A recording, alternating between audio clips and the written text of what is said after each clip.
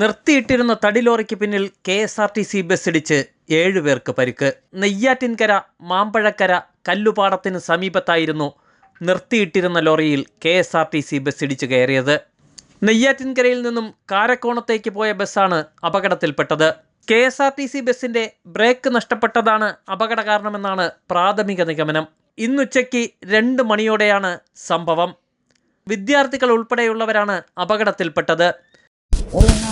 വണ്ടി സ്പീഡിൽ പോയി ഡ്രൈവർ അവിടെ ഒരു ലോഡായിട്ടാണ് അവിടെ നിന്നത്.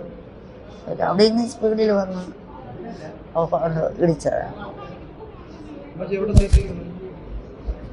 ഫ്രണ്ടിൽ ബാക്കിൽ ഒരു സീറ്റ് ഉണ്ടായിരുന്നല്ലോ, അവിടെയാണ് ഞാൻ ഇരുന്നത്. ആ കമ്പിയാണ് കയറി ഇടിച്ചുകൂടെ അത്രയും ഒതുങ്ങി.